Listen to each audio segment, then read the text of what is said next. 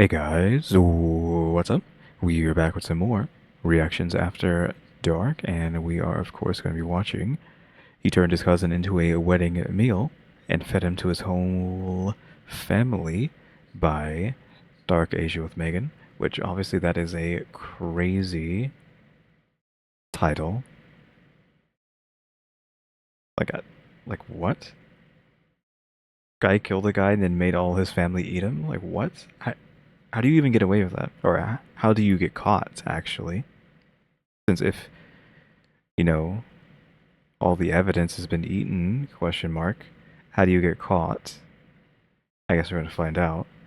The video's not too long. Again, usually these in-between days of not doing Rotten Mango slash Stephanie are meant to be short so I can have a reprieve from that.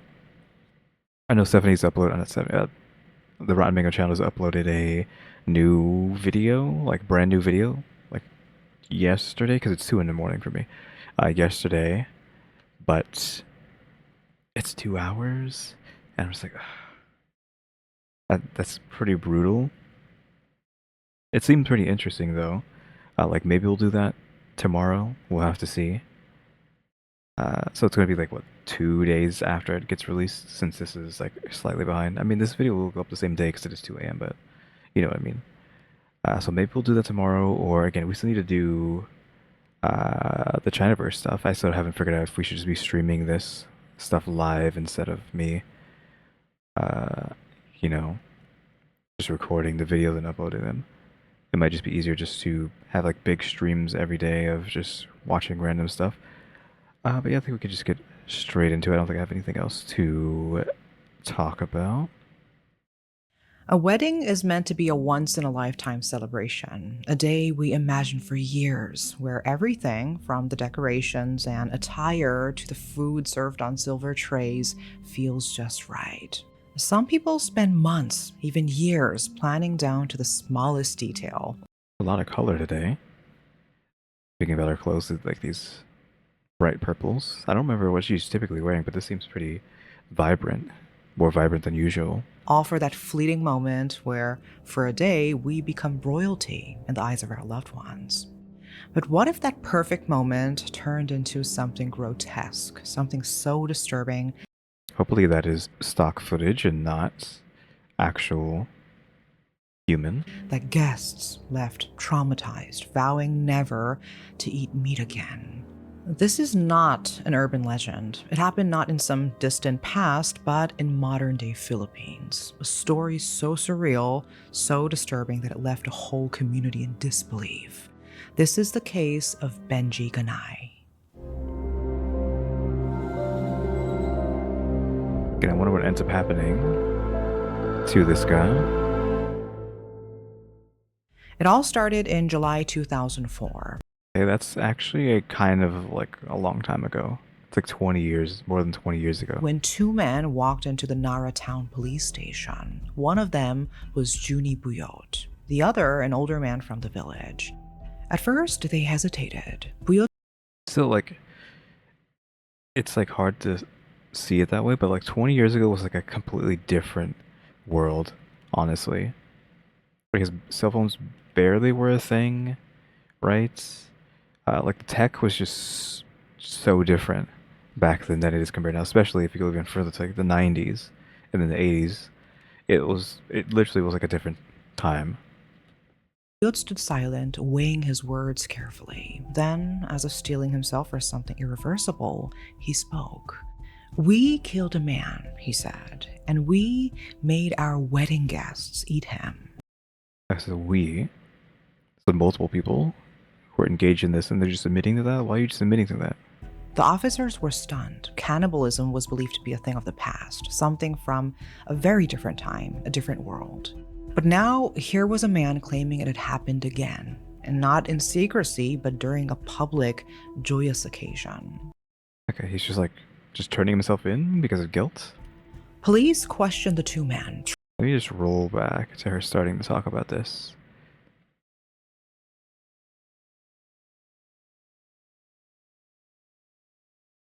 Okay, here's that. It all started in July 2004 when two men walked into the Nara town police station. One of them was Juni Buyot, the other an older man from the village.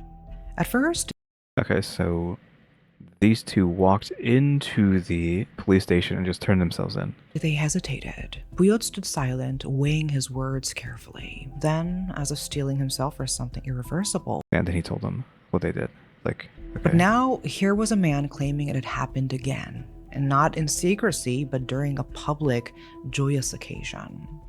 Police questioned the two men, trying to piece together what had taken place. They were told the rest of the story lay deep in the forest. Guided by Buyot, officers trekked into the thick brush.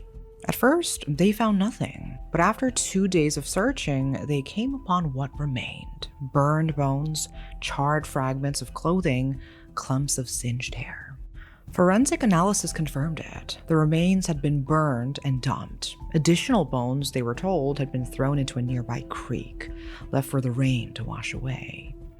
The victim was soon identified as 25-year-old Benji Ganai. But how did it come to this? Who was Benji, and how did he become the center of such a horrifying act? Let's assume that is burned clothes, because presenting evidence, I feel like you can't just be showing that in the video. So let's assume that's just burnt clothes. Again, like, what is like the perfect way to, like, we're just gonna speculate, to get away with something like this? I've talked about it before, I think. Since, sure, eating, and even in this case, making multiple people eat the remains, but then you would take the bones and crush them down into powder, right? Bone meal, which again, I don't know what bone meal is specifically used for outside of like paint, because that's what you use it for in Minecraft, right? And then you could use it to grow flowers really quickly as two, right? So this crushing bone down into powder, and then I guess like the hair is just, what do you do with that? You could make something with it, like use the hair as like thread, question mark, and like make some sort of fabric thing out of it, and just have that hanging in your house. So that's evidence, of course. I don't know. If you want to get rid of everything, I have no clue. Because it's powder, you can maybe just dump that in the water, right? But maybe it'll be founds. It's just the hair, I think, is a problem. His name was Benji Ganai. There's little known about his life before the headlines. No school records, no clear backstory. Just a name, an age, 25, and a few fragments of family connection. He was the cousin of Eladio Baule, the man who would later be named the main perpetrator. The others involved were also distant relatives. Blood tied them together. But on that day, it meant nothing. Are we saying like everybody was in on it or not? The chain of events that led to Benji's death sounded at first almost absurd, too minor, too accidental to end in something so brutal. A single misstep, a moment of clumsiness. That was all it took. The incident happened on what was supposed to be a joyous day for the Baule family, the wedding of Eladio's daughter. It was July 17th, 2004, and the village in Palawan was alive with music, food, and laughter. Like many Filipino traditions, the celebration began before the official ceremony. There was a pre-wedding gathering, a smaller event for close relatives, a time for singing, dancing, and sharing drinks under the warm glow of festivity. Benji had been invited to this gathering, held by the groom's family in a remote part of town. The atmosphere was light. People formed circles, clapped along to the rhythm, held hands, and took turns dancing with the bride and groom. Then, in the middle of the dancing, it happened. Benji tripped. That's all it was? He tripped and died from it? No one saw exactly what caught his foot. Maybe a mat, maybe another guest's leg, but he stumbled forward. As he fell, his hand reached out to stop his fall, and in the chaos, it landed on the bride's lower back, or maybe just slightly lower. She yelped, startled, the music stopped, heads turned. Benji was mortified. He stood quickly, bowing repeatedly, apologizing to the bride, to her family, to anyone who would listen. Okay, so it wasn't the trip that killed him. Was it the disrespect that they're seeing this as and not an accident, like he was being, like he did it on purpose, and then they're like, okay, we're gonna kill this guy. Just no, just guilty until proven innocent. Well, guilty until you're proven guilty in this situation, it seems. Is that what happened? And then they murdered him?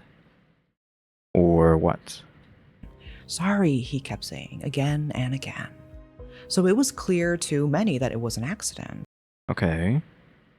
One voice even called out, trying to diffuse the tension, "Let's keep dancing." And the music resumed. This is just stock footage, is not from this The event. crowd tried to move on. But not everyone did. Among the onlookers stood the bride's father, Eladio.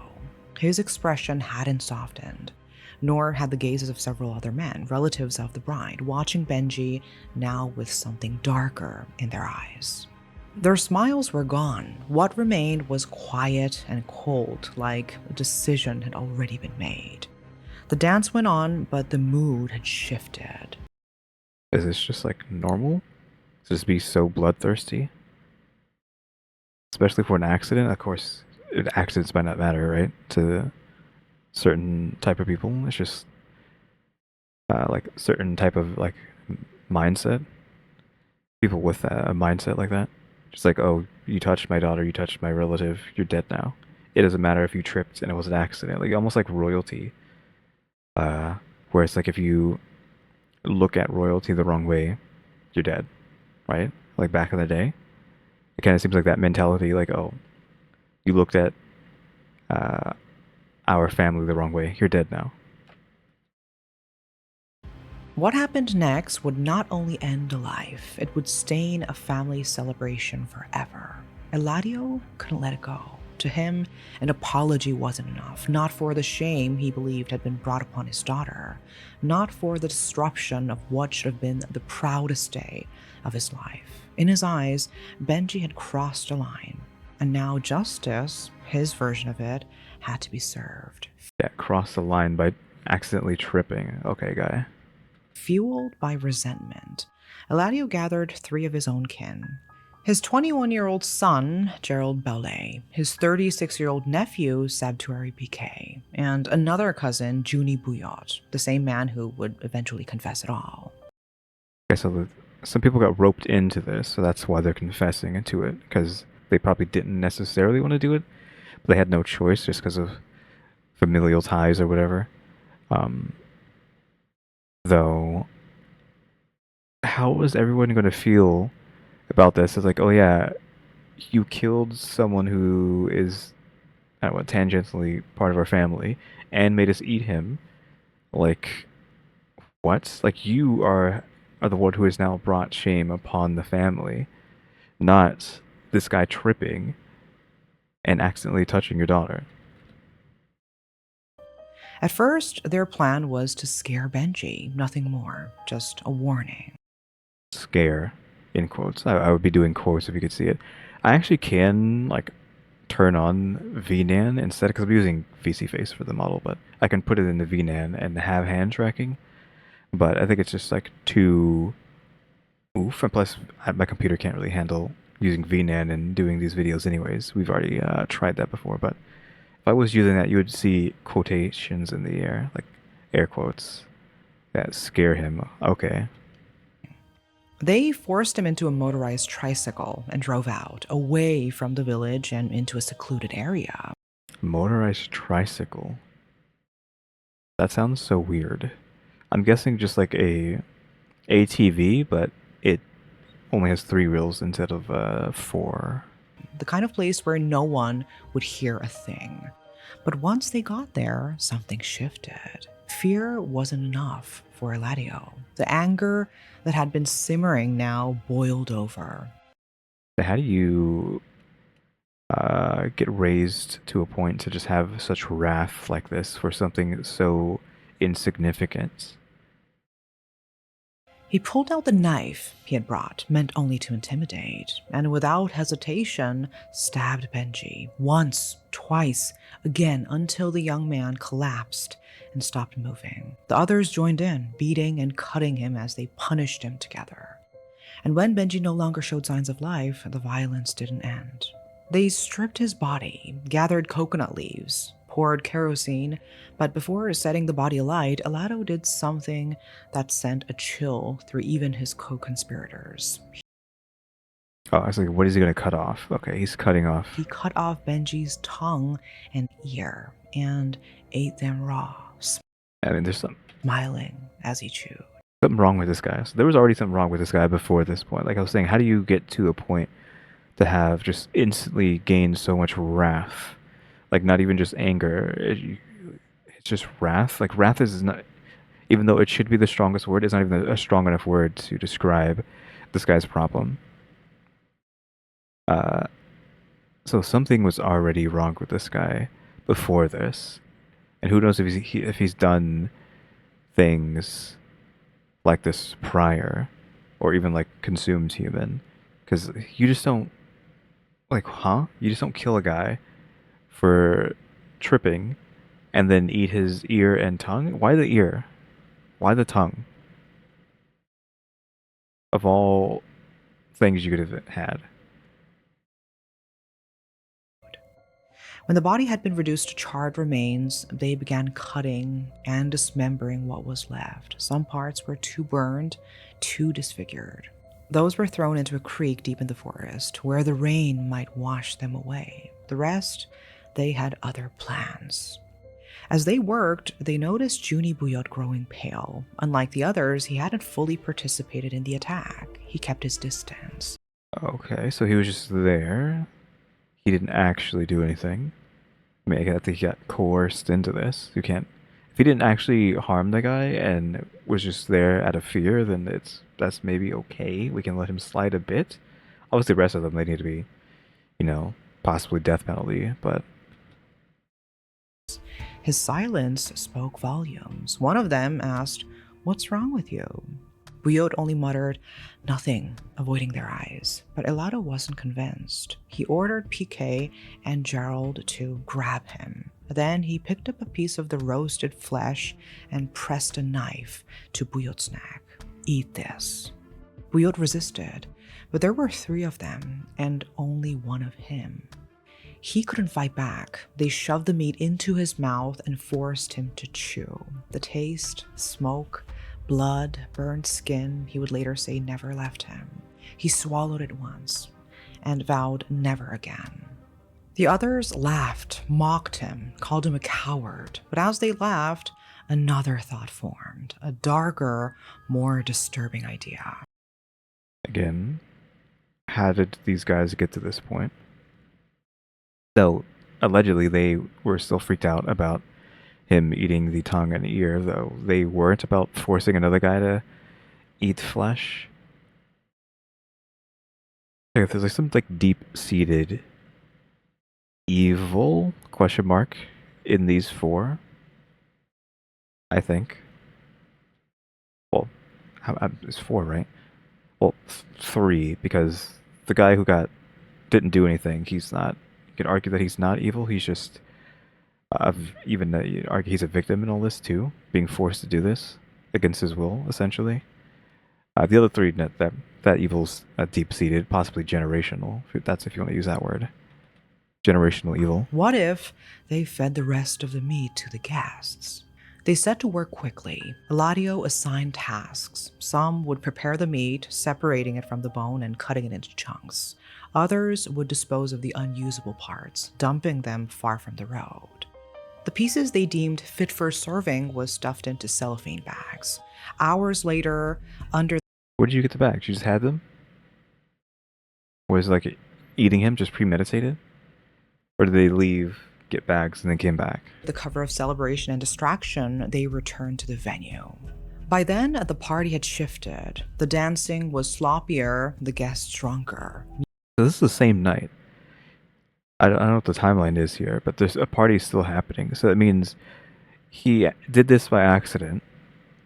Then they the four of these guys took him during the party and then murdered him uh,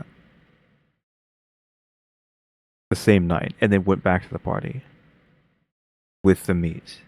Well, I guess they left to go do that, came back for bags, went back, collected it, and then went back, and then now they're going to try to feed. Music blared, people swayed with liquor in their hands, and others sat off to the side, too intoxicated to stand, idly eating whatever was in front of them. In the back kitchen, the men worked fast. They opened their bags, took out the meat, cut it into smaller pieces, mixed it with the prepared dishes, food meant for celebration. The line between livestock and human flesh blurred, and no one noticed. I mean, she said earlier, like, they're all drunk, so if you could tell, the alcohol is probably making it so you can't. Plates were served, people ate, and Benji Ganai, who had once danced and laughed with these same people, was now being consumed by them. Not a soul knew what they were chewing, not yet. Eladio walked through the room like nothing had happened. He smiled, nodded, shared drinks and brief conversations with guests, friends, neighbors, extended family. Yeah, but when do they find out? After the two admit to it? Also, two of them admitted to it, so it's weird that, like, the three of them, again, seem to have generational evil a part of them, but the one guy who isn't, like, it makes sense for him to admit to it, but who is the other guy? With practiced ease, he handed out the food. His son and nephews did the same, blending in as if the night were still one of celebration. Laughter echoed through the wall, plates clinked, people ate heartily. Some returned for seconds, complimenting the food, their mouths full of what they could never have imagined. To Eladio, it felt like victory. No one suspected a thing, no one asked. The dark secret they carried seemed buried beneath alcohol and music, and the haze of the village wedding night. He believed the crime would vanish with the celebration. But the silence wouldn't last. What Eladio hadn't counted on was the weight of guilt settling into someone much closer than an outsider. Junie Buyot couldn't forget. In the days that followed, Is Junie the one that didn't participate?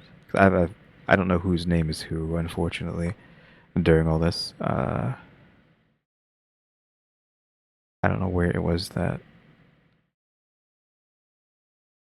I think it says Junie Biot growing pale right here. So I'm guessing that is the guy who didn't do anything.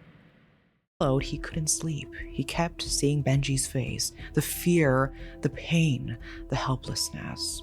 The stench of burnt flesh clung to his memory, and worst of all, the taste. The human meat he was forced to eat haunted him every time he tried to eat anything else. 8 days passed, and finally, Buyot broke. He confided in a local elder, a respected village leader. Okay, so is it him and this elder then? He poured out everything: the murder, the fire, the dismemberment, the food. The elder was speechless. He had heard rumors, old stories, folklore, never something like this, and never involving family. The elder didn't hesitate. He urged Buyot to go to the police. Okay, so what folklore did he hear? Like, again, has this man been part of generational evil for like a long time? And that's why he could just do something like this, because it's just another Tuesday for him? And like his father's father and his father's father's father's father's been doing this kind of stuff? Still afraid of what would come, Buyot hesitated. But the guilt was stronger. Together, they walked into the narrow town police station, just two men carrying a truth too horrific to believe. Also, is it ironic or not ironic, or like some sort of irony? I don't know, that the person with the most guilt is a person who did nothing. Right? He didn't participate in killing him. He didn't beat him up. He just watched, probably out of fear, and then just got forced into consuming like a bite of the guy, like literally held down and forced to eat it. Again, like the guy who did nothing is the one who feels the most guilty, and the other three just probably don't even give a crud. Buyot confessed everything. He explained what had happened on that wedding night in the remote village of Palawan. how Benji had died, how his body was burned, how they disposed of the remains, and where the rest had gone.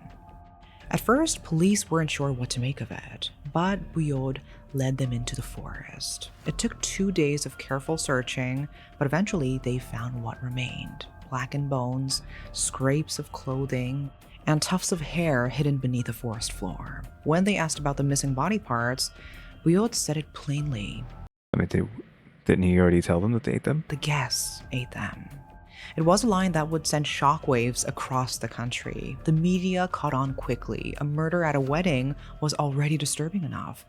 But this, cannibalism hidden in plain sight, I've never heard of this story before.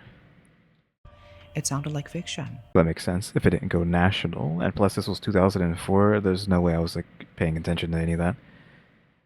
2004, I don't know. Was I even like a teenager yet? I don't know. Maybe. I try to be mysterious about my age, but nobody cares, right? See, those that teenager, preteen, who knows? But it wasn't. People were horrified. How could no one have noticed? How could anyone eat human flesh without realizing it?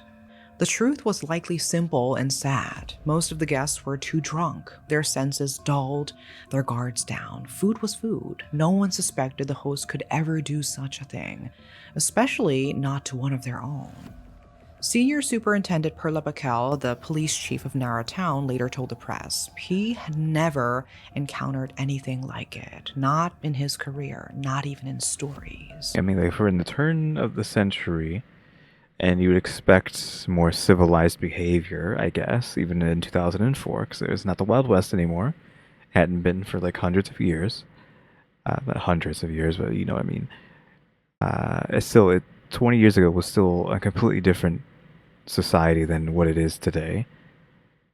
As weird as it sounds that like 2 decades can do that, but yeah, like it was a completely different time.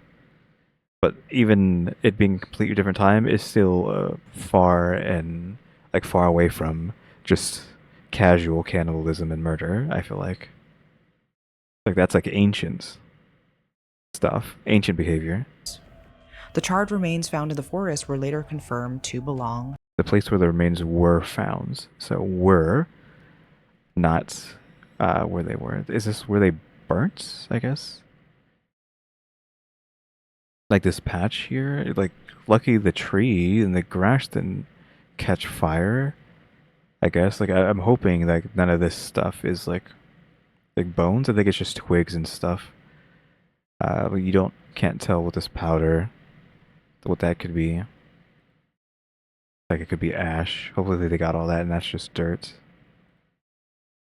To 25-year-old Benji Ganai. Remains found in the forest were later confirmed to belong to 25-year-old Benji Ganai. I guess we got DNA testing back then. The identification came through forensic examination and Juni Buyod's detailed confession. Benji wasn't a stranger. He was one of their own, family. When word spread that human bones had been discovered in the forest, another man cracked. Sabtuary BK. Okay. So the others still had some guilt. The father probably doesn't have jack, but I guess the other ones, it was his own son, right? His 2 nephews, I think, were the other 3.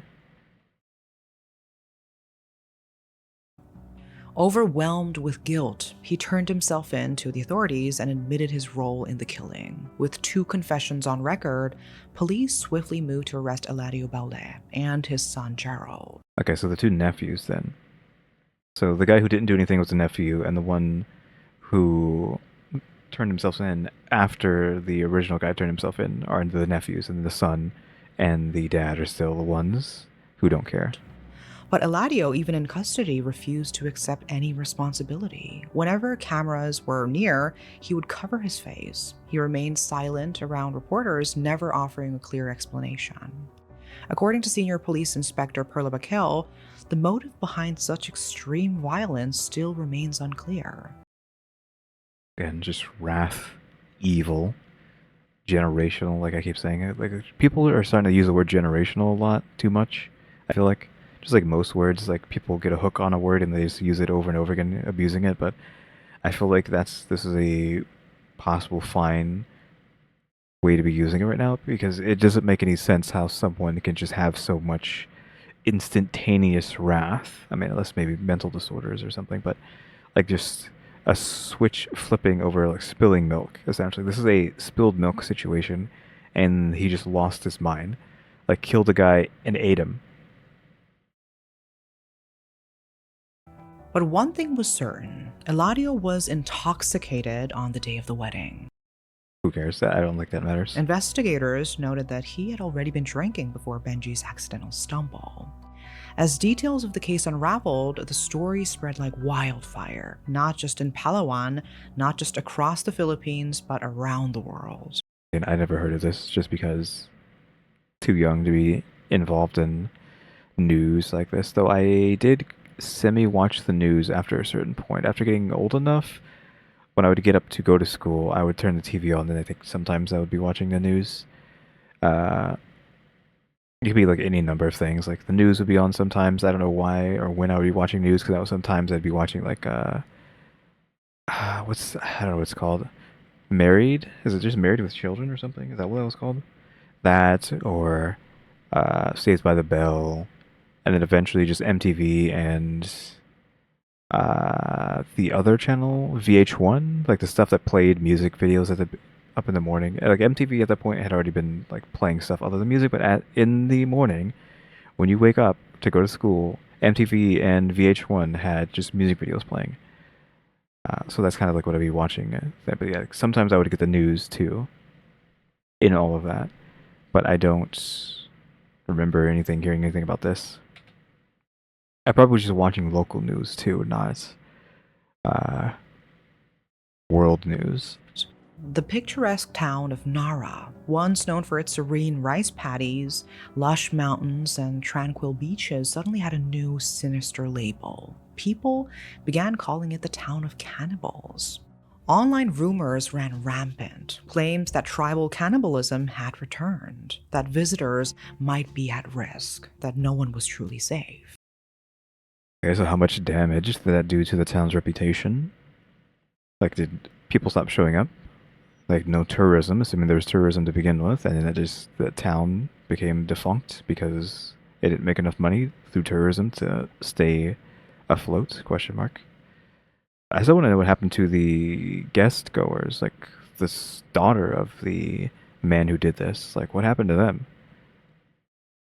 Like, they have to live with knowing that they ate a guy, and he's probably already been fully digested by this point, so you can't like throw him up or anything. Tourism plummeted, local That's what I thought. Tourism down. businesses suffered, curious visitors stopped coming. The mayor of Nara, Lucena Damala, held a press conference, calling the incident an isolated case. "The people of Nara are kind," she said. "This is not who we are." But the damage was already done. Reynaldo de la Rosa, Nara's tourism officer, criticized the media. He blamed sensationalist headlines for distorting facts, for associating the town's traditions with something monstrous. He argued that careless reporting had shattered Nara's growing reputation as a nature destination, home to hidden waterfalls, mountain trails, and healing hot springs. Some continued to believe the worst. Eventually, Junie Bouillot, who came forward and led police to the truth, was ultimately treated as a cooperating witness. His testimony was crucial in uncovering what happened that night. Does that mean he wasn't like super arrested because he's a cooperative witness, right? He's just a witness, not a criminal. Because again, he didn't do anything. He was just forced to come over there and then watched them do this guy, and then forced to eat human. As for Eladio, Gerald, and Piquet, beyond the initial arrest, little is known. There were no televised court hearings, no detailed sentencing reports, just scattered headlines, a few police statements, and then silence. The story faded, but the questions didn't. Legal experts suggested that the sheer brutality and the alleged act of cannibalism could lead to the harshest possible punishment under the law. I would assume so. But without any follow up from official channels, the public was left in the dark. No closure, no justice, at least not publicly. So, in that silence, speculation took root. I would assume that they probably got the death penalty, whatever that would have been back then for them, simply because you've literally ruined like the government. It's going to be like government and money-based things, and not because of what you did, but you literally ruined tourism for our town. Our town might go under because of what you did. We need to punish you to the fullest extent of the law, right? And it's all because of money, and not because they did something really, really bad. But still, I would assume at the very least they would severely, like I said, fullest extent of the law, if for nothing else, but because they've ruined the town's reputation itself. Like it's unfortunate that that might be the reason why they got the penalty, and not brutally murdering a guy, eating him, and then forcing other people to eat him without their knowledge. Uh, but you could only hope they spent a lot of time, all of their life in jail slash the penalty. Some believed Eladio's rage was the product of alcohol, plain and simple. We can't just keep blaming everything on alcohol. That he was already deep in his cups before the dancing even began. That his judgment was clouded, and what might have been a tolerable misunderstanding in the light of day became, through the haze of liquor, a personal offense that demanded blood. But others weren't so sure. Could alcohol alone push a man to butcher his own cousin, roast his body, and serve it to guests with a smile? Some locals whispered that drugs might have been involved, that perhaps someone brought more than just booze to the celebration, substances that altered minds and broke moral barriers. Sure, but still, can't just keep blaming everything on alcohol and drugs. There were even darker suggestions, old feuds within the family, years of tension that had simmered beneath the surface. Maybe Ben. Yeah, like I said, it's just too much instantaneous wrath, hatred, etc., to just be just over like nothing. Benji had unknowingly crossed a line that had nothing to do with the bride. Maybe the accident was just a final push over a cliff long in the making. And what about the laughter? The jokes made as they forced Buyo to eat a piece of Benji's flesh. That wasn't the reaction of someone acting in a drunken blackout. That was cruelty, cold and deliberate. So now we're left asking, was this really a case of sudden drunken violence, or something far more premeditated? I don't know. I don't know about the premeditation. It could have been premeditated. I'm just going with just evil. What kind of rage or madness does it take to kill someone so personally, so brutally, and then turn the act into a public deception? And what kind of punishment could ever be enough? Let me know your thoughts in the comments. I don't know. Do you think alcohol and heat of the moment anger were enough to explain what happened? Or do you believe there was something deeper at play? Hatred, jealousy, maybe even generational conflict? Generational. They use the word generational. I've never used the word generational in my life, by the way. So it's very coincidental that I finally use it. I at least spoken, and it ends up coming into the video itself. And if you've heard anything new about where Eladio, Gerald, or PK are now, whether they were tried, imprisoned, or simply disappeared, share what you know. I feel like her, of all people, would know. This was 3 weeks ago, by the way, so I feel like she should have been able to figure that out. If she didn't, well, then nobody knows. Unless it just happened to be people from the Philippines who were there alive when it happened. I don't know. That is all for today. Thanks for watching. Okay, that is the video for today. Yeah, crazy story. Just to have that kind of flash fire level of wrath out of nowhere and just do that. Like, I don't know. I feel like this guy's possibly done some crazy stuff like that before, and this wasn't his first rodeo, as they say. Who knows though? But guys, that was that. Of course, today's just be a short one. It's been 40 minutes because this video is only 18 minutes long. Again, this is kind of just our reprieve in between the 2 hour long Rotten Mango / Stephanie Sue videos. We'll see what we'll do tomorrow, because again, she does have a new video out. Plus, we still need to get back to the Chinaverse. Again, I still need to figure out if I should be doing some of these live, if all of them should be live, if just the Chinaverse should be live. Uh, who knows? Maybe just like the longer ones, because the longer videos take a long time to upload. So if I can just do them live, then that would save me so much time. Because the video is just up already, right? I don't have to waste time recording the video and then uploading it. And the longer the video is, the longer it takes to upload. So it's like most of the day is being wasted uploading stuff when I could be doing other things. But yeah, guys, thanks for watching. Remember to buy my stickers or think about becoming a member or subscribe if you haven't subscribed. And don't forget we have a throne now as well. And shout out to the members, EmmyStarr, RaleyDrew, and alexgkiller 880. But yeah, guys, thanks for watching. Tune into the next episode. Like, subscribe, comment. You know the do. See ya.